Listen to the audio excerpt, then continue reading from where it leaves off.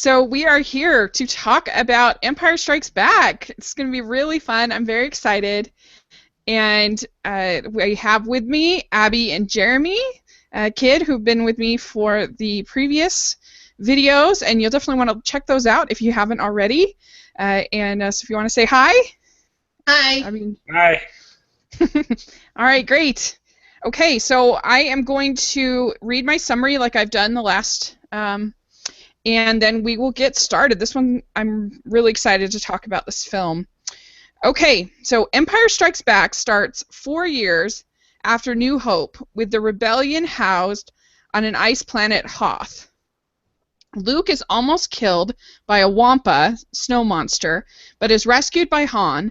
When Luke is in the cold, he sees Obi-Wan's spirit, and he is told to go see Yoda in the Dagobah system. Eventually, the Empire discovers the rebels' location, and there is an attack using AT-AT walkers. Han, Leia, C-3PO, Chewbacca escape, but the Millennium Falcon is damaged, so they can't go into hyperspace. However, they are able to evade the Empire by plotting through an asteroid field. Han and Leia exchange much romantic tension / banter back and forth throughout these scenes. Meanwhile, Vader hires Boba Fett to look for them, and Luke takes R2-D2 to Dagobah to meet Yoda. Han decides to go to Cloud City next because of a friend of his, Lando Calrissian, will help them. Unfortunately, Boba Fett has found them, and Vader has manipulated Lando to betray his friends.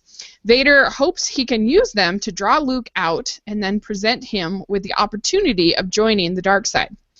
Luke meets Yoda, who is a green, wise little creature with great Jedi powers. Luke is trained on how to make the Force your ally, to have patience, and to control your anger. However, he stops his training after having a dream about Han, Leia, and the crew being in peril. Yoda doesn't want him to leave, but Luke does anyway. Vader's plan is to freeze Luke in carbonite so he can present him before the Emperor, but he decides to first test it out on Han.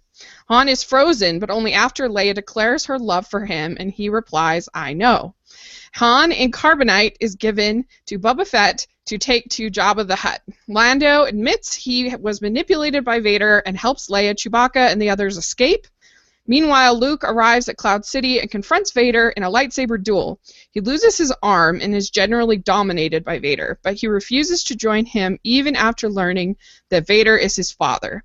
He ends up throwing himself down an air shaft where he hangs beneath the city.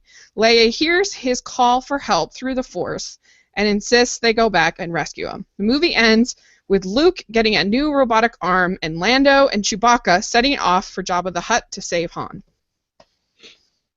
It's a great movie. I'm just reading the summary. I'm like, oh, I love it.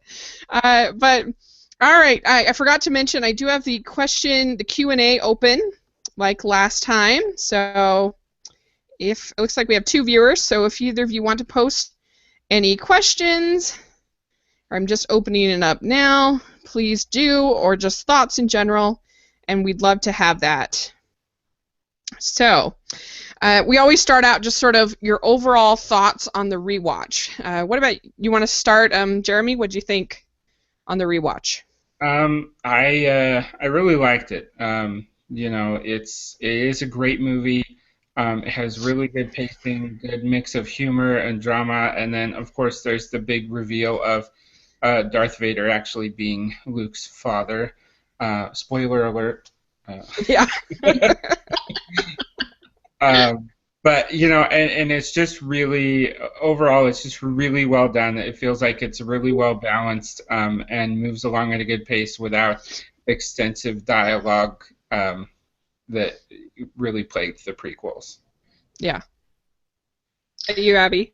Yeah, I agree. This one is action-packed. It has a lot of good humor and a lot of good sort of comedy and romance between Han and Leia there, and I enjoyed watching it again. Yeah, I just think this is about a perfect movie. I really do. I have almost nothing negative to say about it. It's so well paced. It's got great characters. It's funny. It's a lot funnier than I remembered it. But it also has real like intense moments. The action's really good. The special effects are better in this one than the last one. You've actually got like a space battle kind of. I mean, it's a great movie. It actually has something I think to say as opposed to the first one, which was more just, more fun. So I just loved it. I had a great time. I actually watched it twice because I wanted to watch it once just to kind of be a fan, and then the second time to take notes and come up with my questions. So it was really, really fun. So this is the first film that has a different director of the films that we have talked about, and it was Irvin Kershner.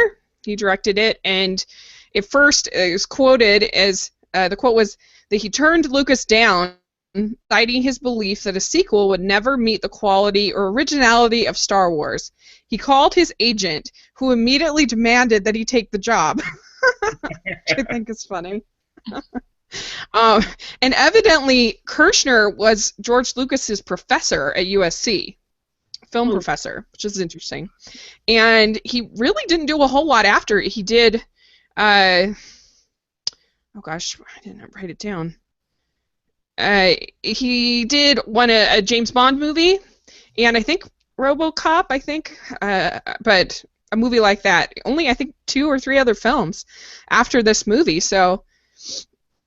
But I think, I don't know, was there anything in here that you could tell, like, this is a different director? I'm trying to think. I think we got a little more emotion out of Luke in this one, partly because the scenes are a little more emotive. And I think just the pacing of it, the way it's put together, is a little cleaner, a little quicker. Real quick, I had a question from Joe, but now it's gone.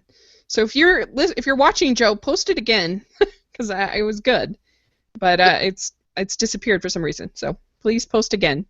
But I don't know what you can add. Jeremy, can you tell there's a different director behind the helm of this one?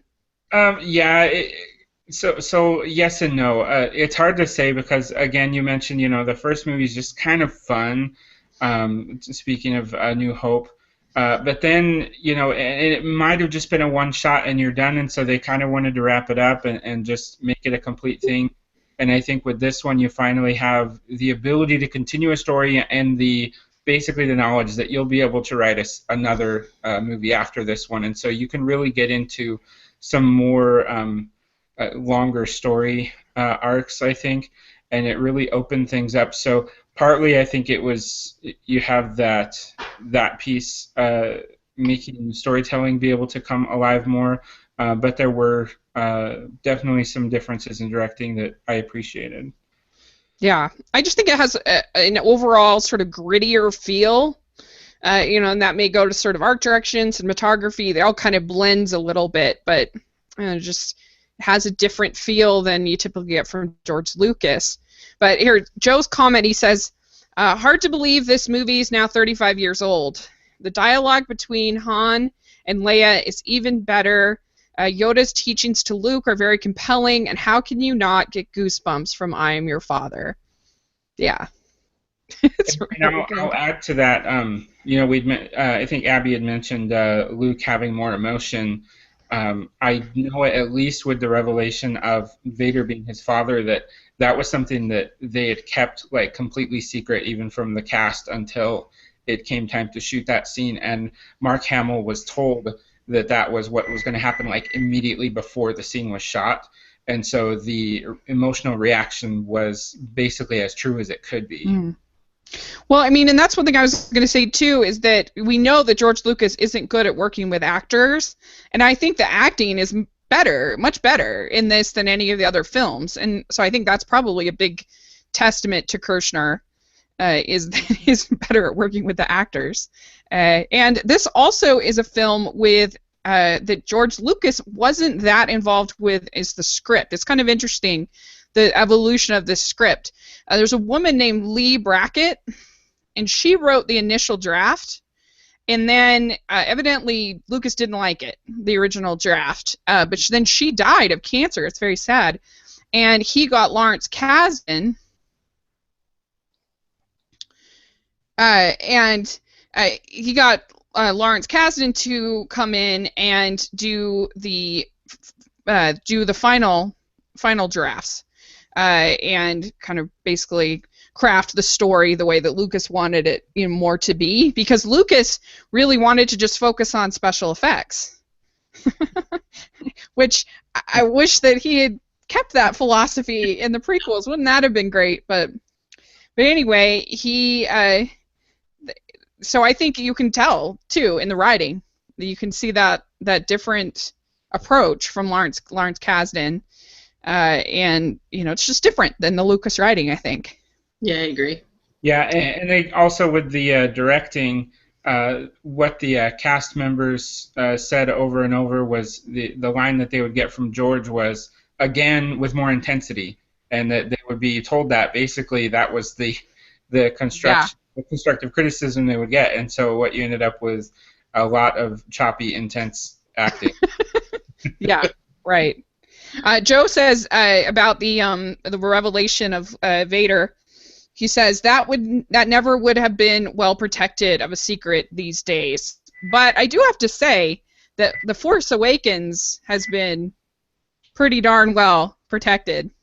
We have no idea what Luke. That's true. I've not seen even one single leak on the internet. Yeah. So it's not impossible, but it's certainly harder. That's for sure. Yeah. So I don't think that they are even screening it before critics, not because they're embarrassed by it, but because I think they're only I think they have a screening, just the premieres on the 14th. Mm-hmm. And so, everything is going to be, because usually they'll screen it like a week before or 2 weeks before. And this, they're doing it the 14th. Everybody else could see it on the 17th. So they're keeping it really tight, which is pretty impressive. I think they're really like on a big reaction from the population at large. This movie is not for critics. This movie is for fans. It's for us, Right. So, okay. I already asked about directors.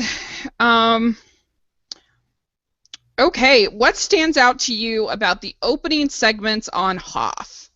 So they're on the ice planet. There's there's Luke getting lost. So one thing that really stands out to me is you have now the implication that Han Solo is really fully committed to being part of the rebellion. I mean, he is just out there. He's one of the generals. He is like out on a routine patrol. So where in the first one it's like, no, I'm doing my own thing. I got to pay off my debts, and I'm not coming back. And then he does come back in the end.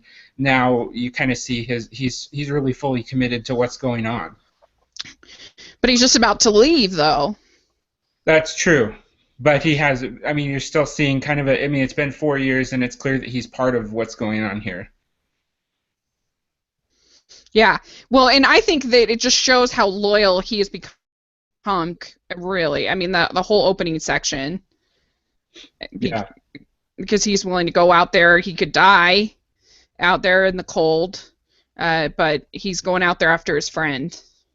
And I also thought it was interesting, I pointed this out to Abby, that Han actually wields Luke's lightsaber briefly as he slices open the Tauntaun, which I don't know if we see another non-Jedi besides General Grievous wield a lightsaber at any time. Not that he used it in combat, but just interesting. That's true.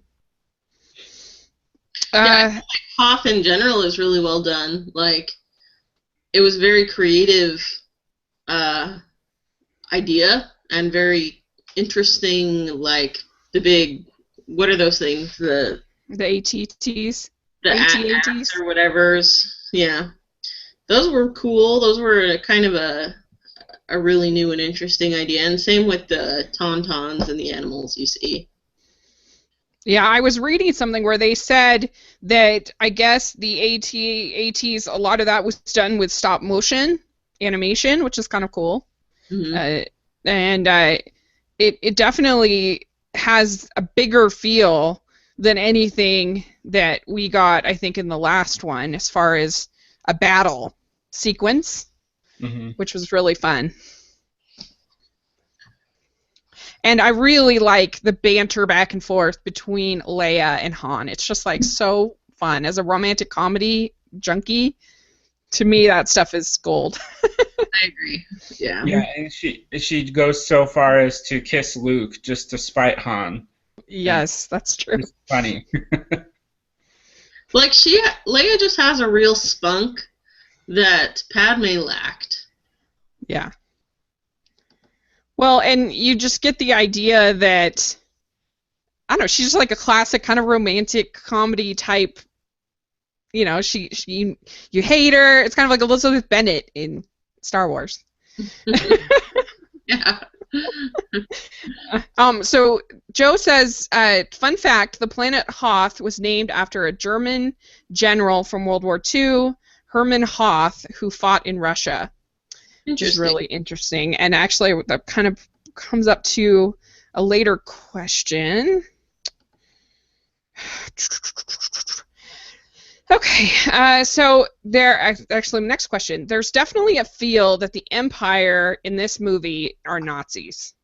Mm-hmm. And so I said, does that work for you, having them, you know, not only now we learn even in names, you know, but even the way the outfits are designed felt very Nazi to me, the way they kind of salute each other, the accents even a couple times.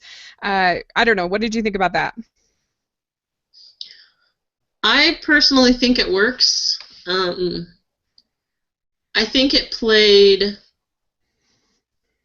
kind of played on people's cultural fears, I guess, and the things we worry about, and it was kind of a connection between this foreign space land that is totally imaginary and the real world, and playing into our real world fears. I think it was smart, really. And I didn't actually get that at all, but I can see it now that you mention it. Mm-hmm. Yeah, I think that it really works because I think that the Nazis are as close as we've ever had on Earth to an empire. Yeah. And, I mean, I don't know, maybe you'd go back to, like, I don't know, maybe, you know, Middle Ages or something, but as far as in modern history, it's the closest we've ever gotten. And so I think it just works kind of give an instant, like, oh, these guys are, there's no, like, conflicted, you know, land, you know, we're not dealing with a Loki or somebody like that. We're dealing with these are bad dudes. And so I think it really does work to just give you that intimidating, and I think that if you're going to go all bad, like they do with Vader, for the most part, except for a little bit of backstory sometimes, but if you're going to go that route, you have to make the heroes feel vulnerable. Otherwise, it's just boring and predictable. And I think the way that they've set up the Empire, they feel really vulnerable, and they feel like the underdog. And you don't know how they're going to pull this off. Especially, I mean, you look at those huge AT-ATs and these tiny little, you know, X-Wing fighters or whatever they're called. And so I think that is really important to kind of creating tone and just creating energy throughout the whole film, not making it predictable. Yeah. Yeah, and I think, and in a way, it's almost, at least on your first watch through, like, it's almost kind of on a subconscious level. It's not so obvious that Sure. It's not, hey, look, this is Hitler and his cronies.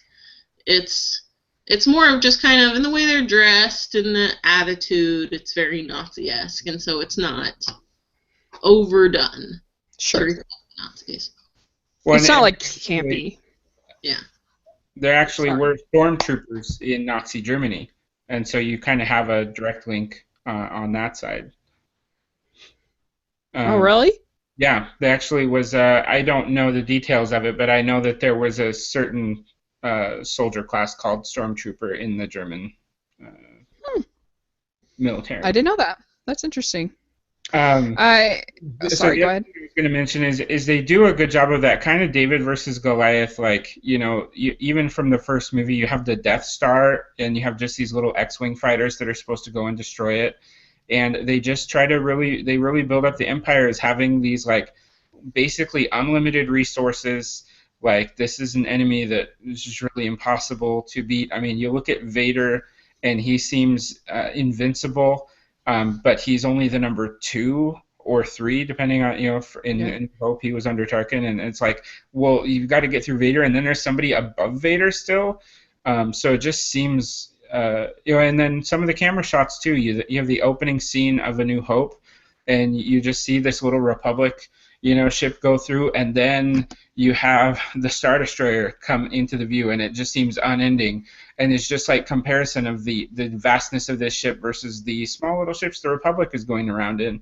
And in this one, then you see I don't even know the name of it, but they have this gigantuan ship that Vader and the Emperor go around on, and like the Star Destroyers are really tiny next to that, and so it's just kind of lending that view of, how could this little band of scrappy fighters go up against this empire with all these resources. Hmm. But they are, time and time again, they're just showing how resourceful they are with what they have. Luke coming up with the idea of using their grappling hooks to go around and topple the AT-ATs. They just do well with what they've got. Yeah.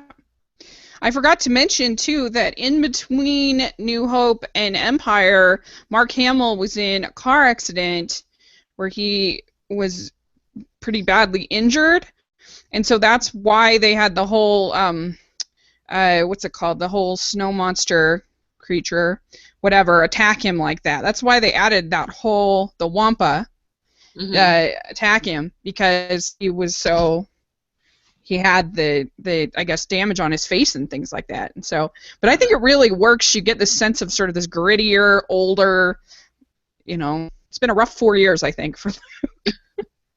Yeah, he's not this. He's not new to adulthood anymore. He's not new to this revolution anymore. He's in it. Yeah. Yeah.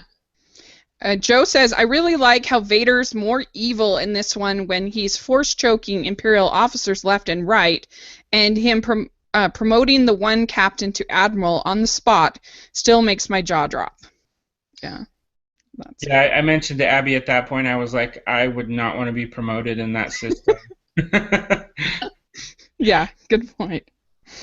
I wouldn't either.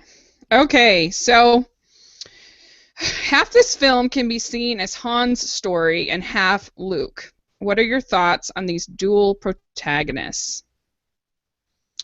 And I'll go first, I guess. I think it manages to work. You don't feel like, oh, half the team. You don't feel fractured at all.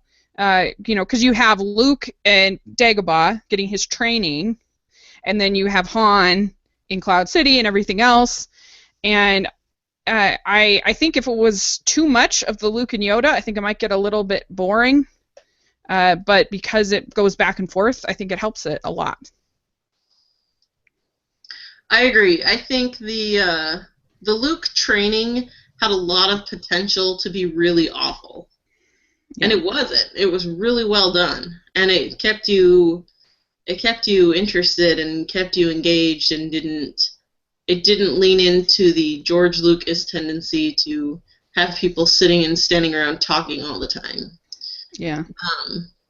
Because he didn't make, those scenes weren't too long where they were pretty much just talking, and there was enough action happening in the swamp also that it stayed engaging. And my personal favorite of the two stories, though, is Han's. I think he's the one that, I mean, when he gets frozen in that carbonite, you're just like, what? Did that really just happen? So that's just my preference. I guess. Yeah, I really like both storylines as well. The Han Solo storyline, one of my favorite things is that they had the hyperdrive not work this time. You know, because that's been their Mm. go-to is we got to get out of trouble. Let's just hyperdrive and we're out of here. But this time it didn't work, and so then you have Han Solo's scoundrel ingenuity. Like he's in and out of scrapes like this all the time, and you get to see just how clever he is. First, hiding his ship on their ship, like how cool was that? And then, just going into the asteroid field and, like, well, they'd be pretty crazy to follow us, wouldn't they? And just, being willing to take the risks, but really being really clever about the whole thing. And then with Luke, I think one thing I really appreciate about the prequels is you get to see a little more of Yoda. And I know we've discussed that more, but I just think when you first see Empire and you're like, whoa, this is a Jedi Master, but you don't get to see him in that role. You just kind of see him as this crazy little Muppet. And it's funny, but now we've kind of seen, what was his role with the whole council, and what was it like when he was really actually, training, kind of leading this training of all the Jedi, and just really cool to get that backstory there. And now I take both Obi-Wan and Yoda in the original trilogy and just say, you know what, they had 20 years on their own now. And living alone in a swamp for 20 years, especially near a really strong dark side area like Yoda was, he had some time to go a little crazy, I think, and that's where I take the little personality change and put it there. And just being exposed to real food, I can see him digging through the food and just being like, okay, what have you got that's not from the swamp, and just hilarious. But I really liked it. Yeah. Yeah, I think that if it hadn't been more carefully written, and this may be where we get into not having Lucas as the writer, I think Yoda could have easily been Jar Jar. I really, really do. Oh, but it's just great. Like, you don't know what the heck is this creature? What is going on? And it's just like nothing you'd ever seen or I'd ever seen before. And Joe has a question. He says, since you guys mentioned Luke being more experienced at this point in the trilogy, some people complain that he's even more whiny. He's even more of a whiny brat in his training with Yoda. Do you agree? And I guess I could see their point, but I feel like you have a limited number of supplies, and I think that most people would be like, hey, stop, Yeah. I feel like, I don't know. I didn't see it as whiny, more like just sort of weak. Yeah, I saw it more as like sort of this defeated inadequacy, feeling of inadequacy, rather than so much of a whine, a little boy whine like you get in the first. It comes off as a more adult emotion to me. More of a, this is just really hard and I don't know if I can do it. I don't know if I'm up to the task, kind of a thing. Yeah, Luke really, he's learning more about being a Jedi, and you see in the opening scene, he's able to use the Force to bring his lightsaber to his hand, and so he's learning how to manipulate the Force, but it's just coming so slowly, and he doesn't have a clear vision of how much impact it can really have, and really how much power there is. Yoda has the line. Something about the Force being his ally, and a powerful ally it is. And I just think Luke doesn't quite get that. And so he is frustrated. He feels like, well, it's one thing to move a lightsaber and little rocks, but then to lift an entire ship, I can't do that. His mind just can't grasp it right now. And so I kind of give him a pass, though, because he was thrown into this role. He never had any formal training. Anakin was old, but he still had the formal training with all the Jedi in place in the council. And Luke, Obi-Wan was killed, and so he's kind of been on his own. Maybe he had some more ghost Obi-Wan visits over the years, but really he's been kind of learning on his own, and to be thrown into a a little bit deranged Yoda as his trainer here, I'm kind of okay with him complaining a bit. Yeah, me too. I mean, I kind of look at it as other, like when I went on my mission or when I, do different things. I'm trying my hardest, but yet you could see me as being complaining. But I think, I don't know. I feel like it's a very sympathetic thing. That actually brings us to the next question that I had is, what is the greatest thing that Yoda teaches Luke? And you mentioned mine, the one that I had, Jeremy, but he says to Yoda, Luke says, "You want the impossible," and Yoda lifts the ship out of the water, and Luke says, "I don't believe it." And then Yoda says, "That is why you fail." I think that is the best kind of moment. And the fact that, like, Yoda is continually disappointed in Luke. Like, there's never, this is like, I don't know, I mean, the hardest, like, coach you'd ever could imagine. Like, he's never, like, happy with Luke. And so I think that that really works. And just the idea that he doesn't have faith. That the Force is a spiritual, the Force is a spiritual force, but in order for it to work, you have to have faith. And he can't believe in something that he can't see, that he can't, even when he sees it, he can't believe it. And I just thought that's great. That's why you fail. What about you? What was one of your favorite Yoda lines or Yoda moments? That one was definitely up there for me.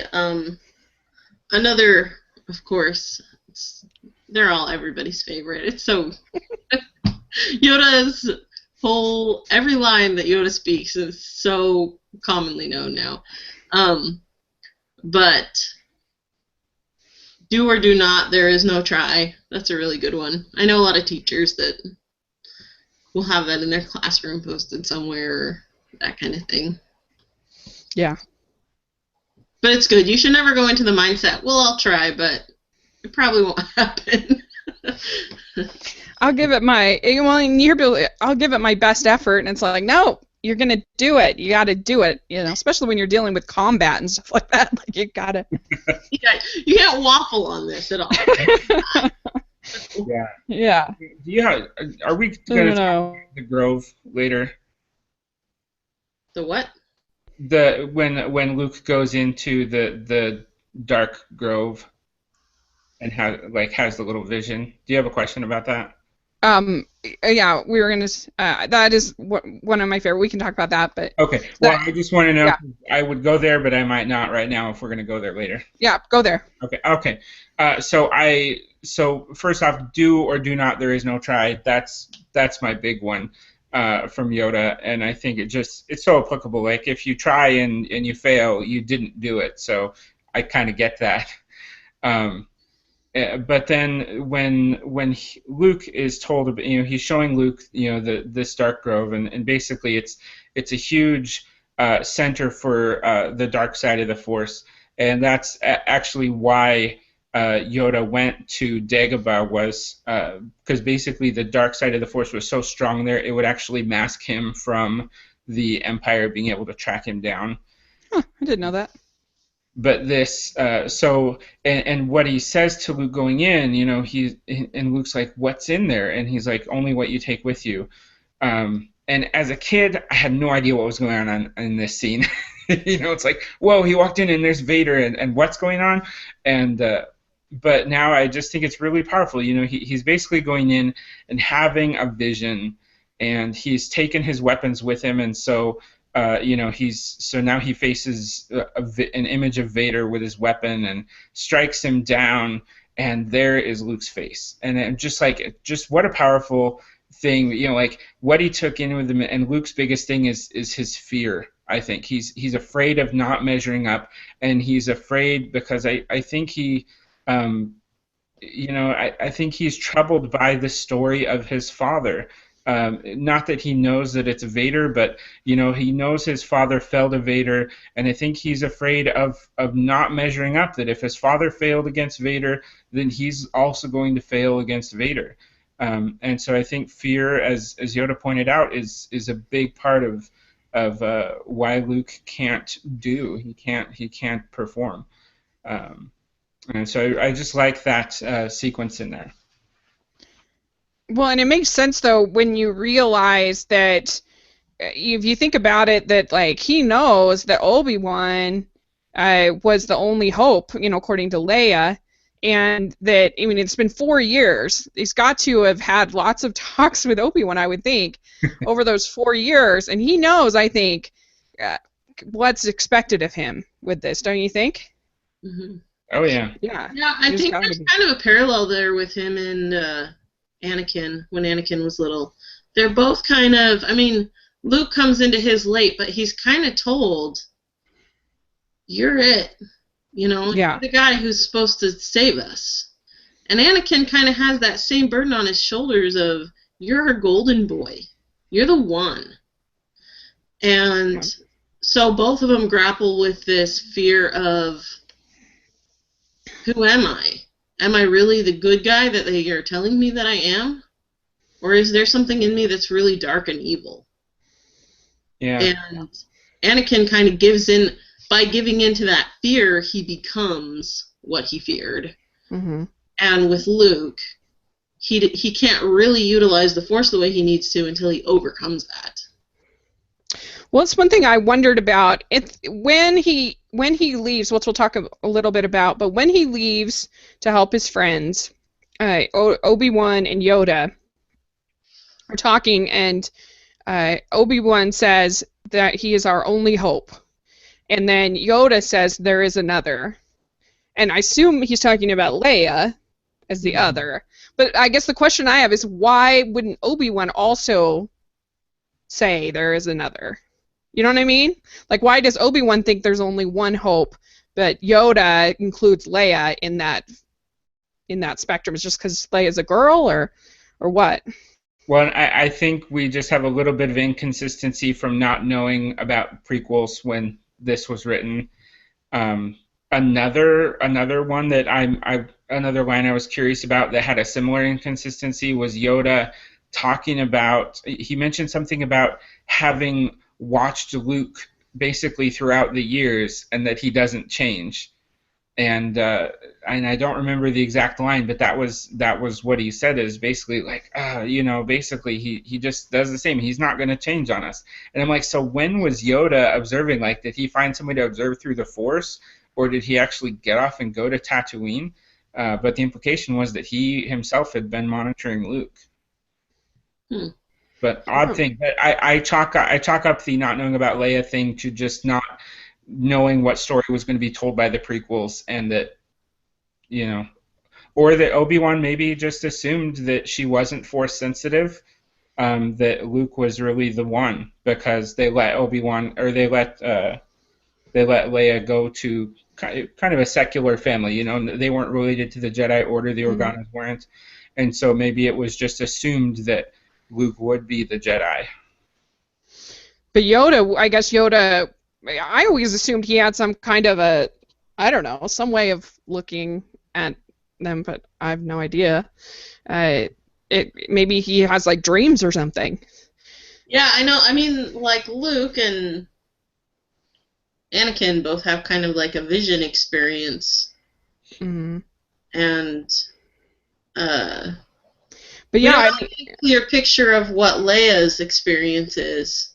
She just kind of has this sense of, we need to go back and get Luke. But I think we can surmise that Yoda gets visions of what's going on and what's going to go on. Mm-hmm. Yeah, and one thing, or going back to what you had said earlier, Abby, about Anakin and Luke, I think Luke has a little bit more of a burden than Anakin, because even though Anakin was supposedly the one, there were so many more Jedi around when he was supposed to be the golden boy, and now Luke looks around and who is there? I mean, it really is him or nothing at this point. That's a good point. So my next question is, should Luke have left to help his friends? We know, of course, that Yoda and Obi-Wan don't want him to leave, but I mean, gosh, it's hard to imagine him as a Jedi, as a good person, not do it. Like, I don't know. I just feel like that would be such a callous thing that he couldn't person that the hero of the story if he just like left his friends to die. Well, but to me, know. that is right at the heart of what Yoda was trying to teach him about being a Jedi. Like, Jedi, and if maybe permit me, Jedi don't have friends. Not in the I care about you, I love you. Like, they're meant to be impartial, protectors of everyone, kind of. And so in that respect, and that's what Yoda's afraid of, is he sees Anakin, and Anakin's love for his mother and Padme is what eventually drove him to the dark side, was his fear of losing them or them dying. And so then you see he's worried that Luke, if Luke is so concerned about others that he just cares about, and not just others in general, but specific people, that it's going to turn him the same way. And he also wasn't completed with his training, and so that was the big thing. Is like, are you really going to go and face Vader when they knew the power of Vader, and he really wasn't prepared? And you could see that in the confrontation, and evidenced by him losing his hand. But he could have lost a lot more than that. So I think, yeah. I don't buy 100% the whole like Jedi can't have friends and care about people thing. They're just so inconsistent about that rule. Like, oh, you can't love anyone, but Anakin was like a brother to Obi-Wan. At one point, he says, "Yeah, we're gonna give you a mentor that's gonna watch out for you, but you can't be friends." Yeah, you're going to spend all your time together, but you're not allowed to care about each other at all. At least not above, like, I guess their rule might be, like, you can care about each other, but in the end, it's always about the greater good. It's not about who you care about. Yeah, maybe a Spock kind of approach there. Kind of like that, yeah. The many types. Cross streams. Stop it. Yeah, I mean, I guess it's just at a certain point you wonder, are they just denying human nature? Yeah. But I guess they expect the guys to be like philosopher kings, using the whole Plato story. Okay, so next question. All right, so they get to Cloud City, and they meet Lando Calrissian, right? And I guess, what did you think about him? And I have to imagine it must have been pretty cool in 1980 for African American kids to see a black actor that's cool like Lando Calrissian is, and he's flying the Millennium Falcon at one point. You're back and forth with him. So what did you think of Lando Calrissian, and what do you think of his whole character arc? What about you, Jeremy? Well, he comes off as a little bit, you're not really sure what to expect, because just kind of his reaction to Han at first, and then it's like, hey, gotcha, we're all good buddies, but then, he's also, he's a little slimy, kind of, but he's in that scoundrel role like Han, kind of out for himself, but, are they generally buddies? Sure. Again, you save your skin, and so if the Empire is there and you don't have a way to fight them, you go along with it, and but as soon as you do have an advantage, you go for that too. And so it's just kind of like water, I think. You just go whichever way looks easiest at the time, and you get out when you can. Well, if you think about it, he's basically like, it makes sense that he would be an old friend of Han Solo, because he's basically like an old Han Solo. Yeah. Yeah, but I liked that they had him, hitting on Leia, and basically everybody wants Leia is kind of the what's going on. Well, Leia hates him, which is really funny. She hated Han at first too, though. Yeah, that's true. That's true. Yeah, I think the scene where he opens the panel and Vader is sitting there at the dinner table. Oh my gosh, that is just so great, I think. Oh, yeah, that's pretty epic. Yeah. It's an incredible use of color because you have this white room, everything's white, and then like you open the door and boom, there's Darth Vader in black right in the middle of the room, and you're like, oh crap, what's going on? This is a trap. We'd delighted if you would join us for dinner. Oh my gosh, it's so good. Yeah, that's very true. Even I think the tableware is all white, like everything. Yeah. That's a good point. And can we just take a minute to just say how awesome it was that James Earl Jones did the voice of Darth Vader? Yes. I'm glad you brought that up. We haven't talked about it. Because up until Lando, he would have been the only, as far as I'm aware, the only African American presence in Star Wars was James Earl Jones. But yeah, I mean, unbelievable voice. Perfect. Yeah. There's not much to say. That's the thing with this movie is like a lot of it I'm just like, yeah, it was great. It was perfect. I don't know what else to say. Like, it was awesome. I don't know. Did you have any thoughts about like that scene or Lando or anything that you wanted to add, Abby? No, I just think it really holds up. Like over time, even knowing what's going to happen, it's still when that door opens and Vader's sitting there, and you still get that moment, which is pretty cool. That it works over and over.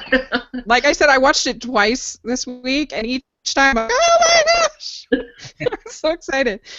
So I think having guys like Lando and Han, and really all of the Cloud City, you don't know what's going to happen when they're around. Like, you don't know which way Han's going to go on things. You don't know which way Lando's going to go. You don't know what's going to happen here because you haven't been there before. It's kind of a neutral site, and you don't know how things are going to shake down. And then you see weird things like C-3PO, interrupting somebody who wasn't expecting, and then he's in parts the rest of the time. And can I just say that was hilarious? And I loved Chewbacca, hauling him around and then trying to fix him and then getting annoyed by him and shutting him down. Well, and putting him on backwards. That was so funny. It's just a hilarious thing, but really well done. And again, just an example of how humor can be appropriate in Star Wars as opposed to Jar Jar-ish. Yes. Joe says, I can imagine the dinner conversation that followed afterward would have been really awkward. Yeah. I don't know if I would have eaten any of that food. That's for sure. Okay, so Han getting frozen in carbonite is an incredibly iconic scene. There's lots of layers to that scene. You have Han's sacrifice, his possible death. You have Leia's love and I know. You have Boba Fett seeming victory in that moment. And it's amazing how menacing Boba Fett is in just a few scenes. Like, you don't even get to... I mean, it's great, I think. And then, so I was just going to say, out of all of that, kind of what stood out to you about that whole sequence? Just the emotion of the scene was incredible. Because you have these feelings of triumph from Boba Fett and Vader, and they're just like, boom, we're doing this, and then you have everybody, Chewie is just going out of his mind. He can't understand it, and Han is trying to calm him down, and your heart is just kind of breaking for what's going on here, and then everybody's just worried he's going to die, and really that's the thing, is nobody knows if he's going to live or die, because they're like, well, we need to test this out because I want to use it on Luke, so let's throw him in there. But just so much emotion in the scene and just really well written and directed. Mm-hmm. What about you, Abby? I agree. I think, one of the person I'm saddest for is Chewie. Like, he just breaks my heart in that scene, which is so ridiculous, but... You don't blame it at all for trying to choke Lando in the ship. No. Right after that. You don't blame him at all. I think it's like, it's almost similar. The only thing I can think of that's sort of similar is in Toy Story 3 when they almost get melted insulted. And, it's just like, I can't believe they're doing this. Like, I can't believe taking a major character and he's really going to get frozen in, in carbonite. Like, you just expect him to, like, do a somersault and, like, find a gun and, and get out or something like that. Like, but they do it. And just like, it was bold. It was a really bold scene. And I think the I love you and the I know, which I think Harrison Ford had improv. I'm not positive, but I think I heard that somewhere that the I know. That, by the way. What's that? He completely deserved that too, just for all of the way she, the whole time she's like, no, nope, not interested, nope, that's not how I feel, and then all of a sudden at the end she's like, I love you, and he's like, yeah, no. I know. I know. Absolutely. And that's just so him. That's just such a perfect Han Solo response. Yeah, because they'd had the moment in the ship where, he'd stopped calling her your worship. He's like, you could be a little nicer. Like that. But yeah, to cap off the carbonite scene, just that moment when they tip his block back and it hits the ground, and it's like so final. It's like he's frozen. It's done. Like he's solid. Yeah. And just kind of like the death knell right there. Yeah, I agree. Okay, so I actually really only have Vader. So the final section of the film with Luke confronting Vader is perfect. It's so great. But the Luke as Vader being Luke's father is probably the greatest reveal in movie history. And so thoughts on that duel and this revelation, and Vader offering Luke to join the dark side and to defeat the Emperor, which is really interesting, I think. I don't know if I noticed that before, that he wants to use Luke to usurp the Emperor. Well, sorry. Sorry, that's really just kind of what Sith do. I mean, when you get when you get Sidious talking to Anakin in the prequels, and he's telling him about Darth Plagueis. Well, that was his master who he killed, and that's kind of the MO of the Sith is you keep working until one day you can kill your master, and then you take over as the Lord of the Sith, and that's just what they do. And so Vader sees an opportunity to get this guy off his back. He's obviously powerful himself and could easily rule. So yeah, the two of us, we go overpower him, and then I'm number one and you're number two. So it makes total sense. Because in Return of the Jedi, there's a feeling of Vader a little bit of redemption when he kills the Emperor. But now I'm thinking, if he already was planning on doing that anyway, is it as redemptive as... I mean, we'll talk about that more next time, but I don't know. I never really noticed that aspect of it. I think he's redemptive because Luke never joins him. He never accepts this plan, and so it never was the plan. Even though he does kill the Emperor, it's like he knows Luke isn't going to go with that vision. They're not going to rule together, and at that point, Luke is powerful enough to defeat Vader. So it's to me, it was still a good redemption. Yeah, that's probably true. What do you think about the whole lightsaber duel kind of during and that whole revelation of I am your father? So I thought, again, we have a lot of progression. Like every movie that they make, they just get more and more exciting lightsaber battles. And in the first one, it wasn't that exciting aside from, it was the first time we see lightsabers, and so that was really cool. In this one, they're getting better at knowing how to use them. Just from a movie-making standpoint, I think. And Luke has had a few years to play around with it now in between movies, and they have a really decent fight. In the end, what gets him is what he was struggling with to learn with Yoda. Is he was fine with the saber, and I would say he almost matched Vader in his use of the saber. Though for quite a bit of it, I saw Vader was fighting him off one-handed, which I thought You know, it's like, okay, kid, are we done? But then all he has to do is like pelt him with things from around the room, and all of a sudden the fight's over, and it's because Luke can't accept that the Force can really flow through him and he can command anything that's coming at him or that's around him. He just isn't there yet. Joe says, Vader popping out from behind the corner before the reveal always makes me jump, and I find it really scary since he's swinging hard at Luke and breathing heavy because I feel like he's saying, all right, I'm done playing around, kid. I think that's true. I mean, yeah. Vader is totally dominating. I mean, there's never a second where I feel like Luke is going to win this thing. What about you, Abby? What do you think about that whole segment? Yeah, it's intense. It's really, I think it's the most intense lightsaber duel we have up to this point. So it's fun to watch. Yeah. I have to wonder, like, I can't watch this scene without wondering, you know he knows it's his son. Like, is his offer to join him partly sort of like a softening, like, you're my son. I don't want to kill you. I want you to join me, you know, kind of a thing. But, like, he really did love Padme fiercely. And, you know, he kind of went evil and that drove her away, but that isn't just going to go away. So, like, if you use, like, this is a little bit different, but, like, Snape in the Harry Potter movies. I actually thought about Harry Potter quite a bit while watching this movie. Yeah.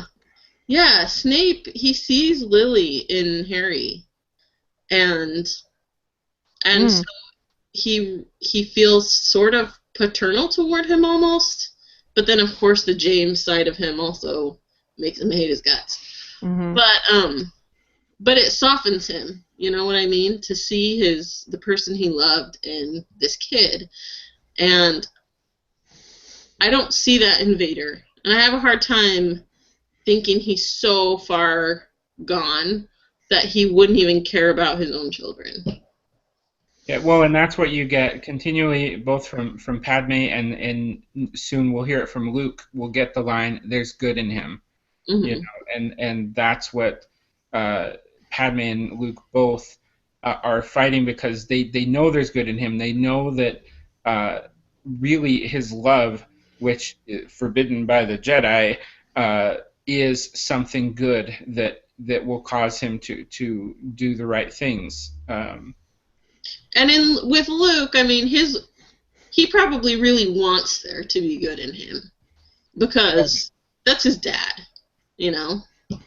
He wants to know that he came from someone who has some good in him, who's not just a monster. Well, yeah, I mean, because he has to in one moment, go from his father being sort of the martyr to being the great evil who, you know, helped destroy a planet, for goodness sakes, like, is this horrible person. And Joe, going back to what we said earlier, Joe says, as a kid, watching Han get frozen was really hard for me to watch, especially when he brought out in frozen form. Even as an adult, it's still heartbreaking. And I think there's a lot of really, like, heartbreaking scenes in this film. Like, when Luke finds out that, you know, that this is his father, he's just like, no! Like, it's good acting, I think. It's really sad. Yeah, I mean, you can only imagine. Yeah, sorry. How would any of us react? I mean, it's not going to be pretty. That wasn't pretty at all. But then to have lost his hand right then too. I mean, you feel like it wasn't quite the, you know, it's like, what is a Jedi if he can't wield a lightsaber? You know, and he gets that quickly replaced with a human-looking prosthetic, so he doesn't have to have a robot hand in the future. But still, in this scene, he's just lost his hand, lost his lightsaber, and facing, you know, Vader telling him that he's his father. Like, he's basically lost everything at this point. And what are you going to do now? Because it's one thing to find out that your parents are, say, criminals or something, and they're, like, really bad people. But to find out that the one that you had never known had been idolizing in a way your whole life, that's like even worse. Yeah, and having a sense of betrayal from Obi-Wan, because he's saying over and over, like, Ben, why didn't you tell me? You know, why Good didn't point. you tell me? And so he's feeling this, you know, what else didn't he tell me? And to me, truly, he's lost everything in this moment, you know, because he thought his dad was his idol. Now he doesn't necessarily trust everything Obi-Wan has told him, because there's this huge thing that was true that he didn't tell him.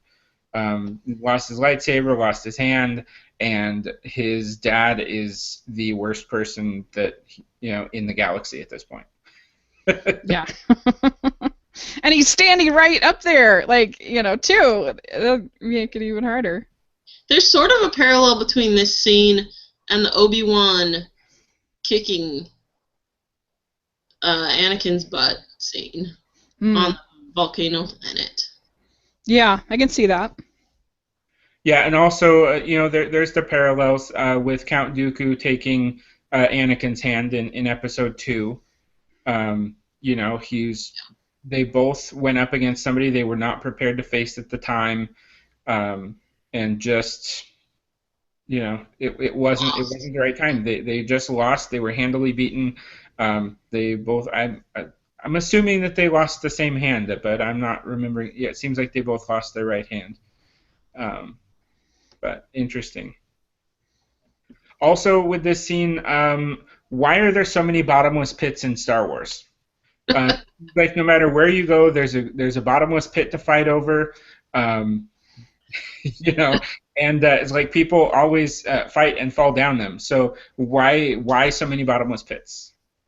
Yeah, that's a good point. Maybe this is a design flaw in our ships. Maybe we should address it. The Death Star, like, it doesn't matter where you are. There is a bottomless pit somewhere where we can go have a fight over. That's true. There's a lot of falling.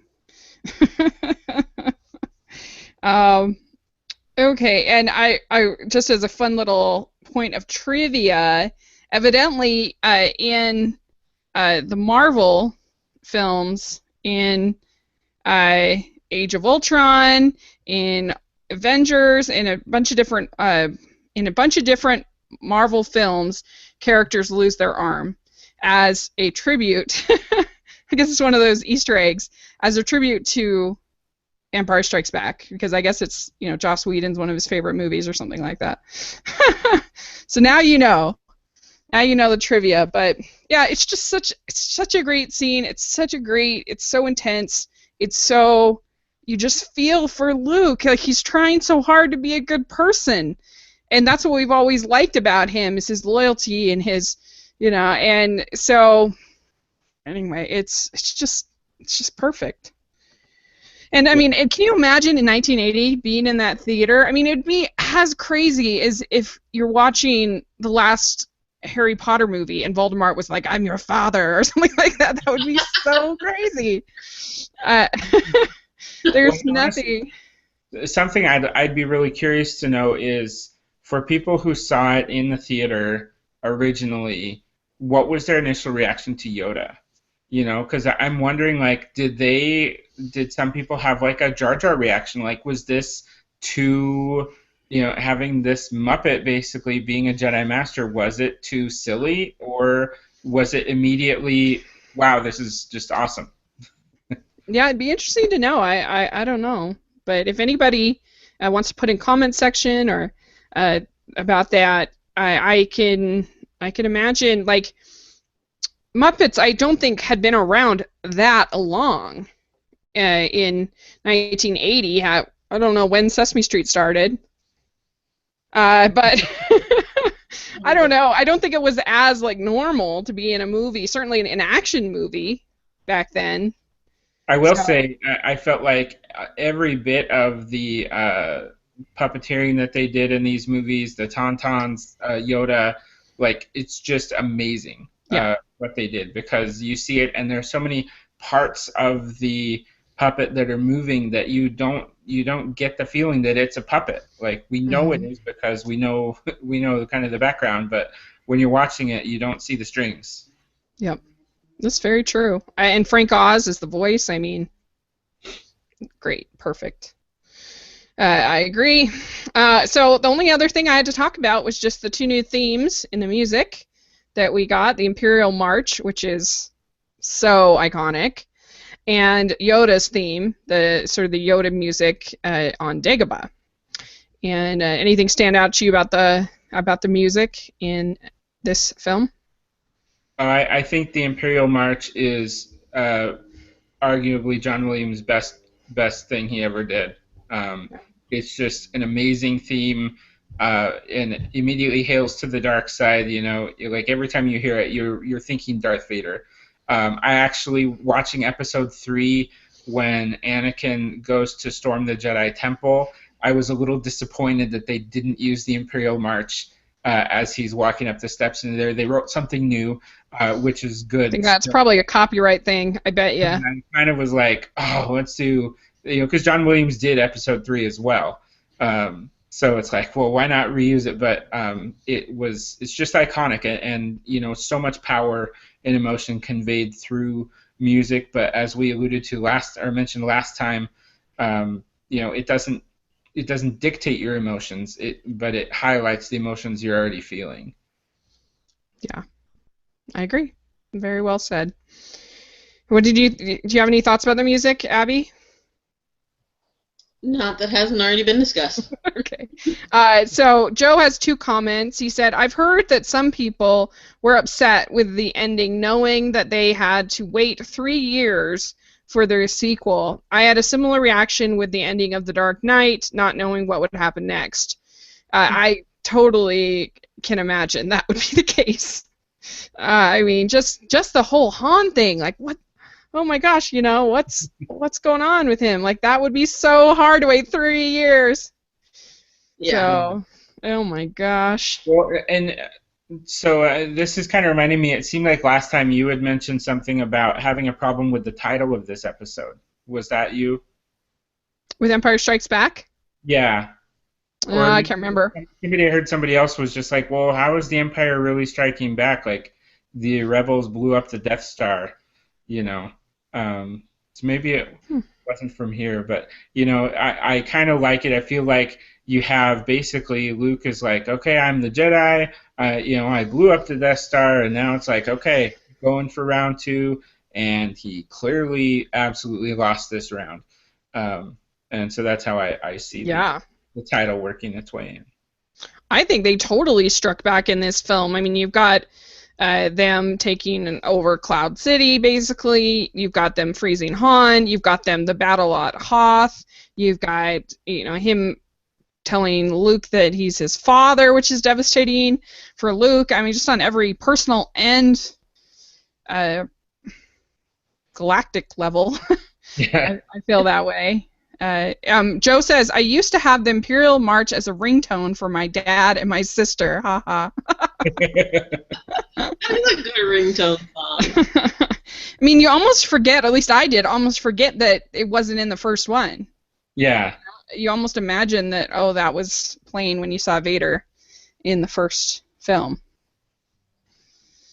Yeah. I agree. Okay, well, that's all I had. Did you have any closing thoughts you wanted to share? I wanted to share a little piece of the banter from Han and Leia, something that you can miss because a lot of the lines they're almost a little quiet at times, going back and forth. And one of them, Leia shouts out, "I'd just as soon as kiss a Wookiee," and Han responds, "I can arrange that." That was a good line. And I think, but that's where the fear at the end of this episode is what's going to happen to Han? Is he coming back? Because he is a lot of the life of the movie. And if he's not in the next one, is it going to be as good? Or how do we get him back? Mm-hmm. I agree. I have a thought just on kind of, what am I hearing? Sorry. I don't know.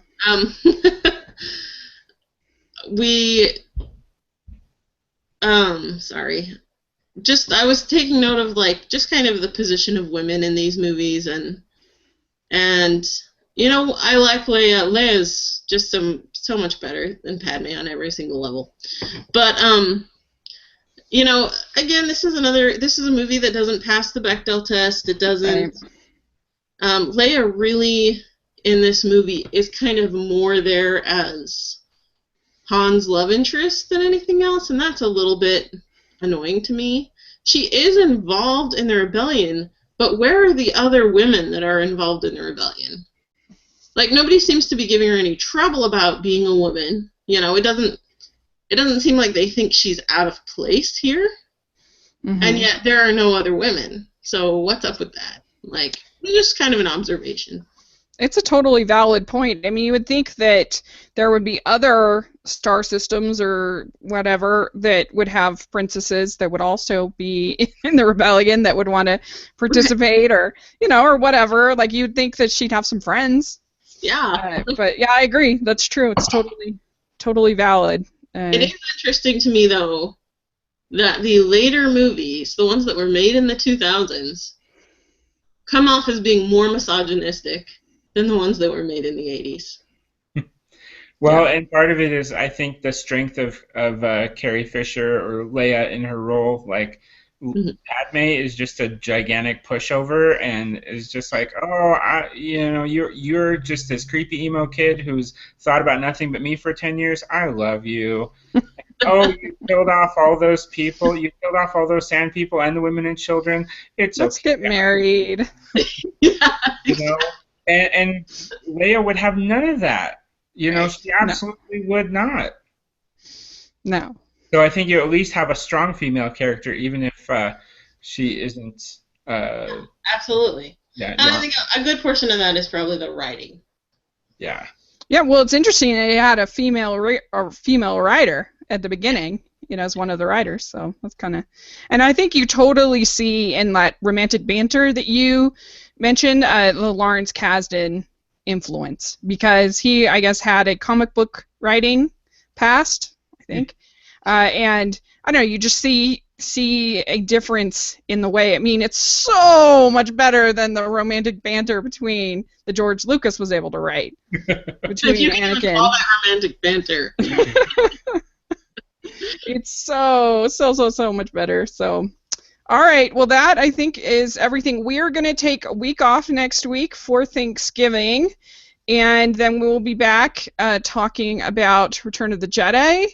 And definitely that should be a lot of fun. We can get our Ewok on. And we're not sure about what's going on with Force Awakens as far as our discussion, but we'll try to do something over the holidays. But Joe says here, how about who's scruffy looking? I guess that was a way of... Well, that was a great string of that she gave him, and he just comes back with who's scruffy looking like. I'm not going to talk about all that, but that one. I mean, I love Chewbacca in this movie. He's so funny. I don't know. It's just there's just so many layers. Yeah. And I really think this is a perfect movie. I wouldn't change. I mean, I guess you could add more female characters, but... Yeah, that's really about the only criticism I can even come up with. Yeah. So Joe just says, can't wait for you guys to talk about Jedi. That's my favorite Star Wars movie, believe it or not. All right. Well, thank you, Joe, for your comments, and really appreciate it. And so, yeah, it'll be a lot of fun. And have a great Thanksgiving. Thanks. Bye. Bye. Here we go.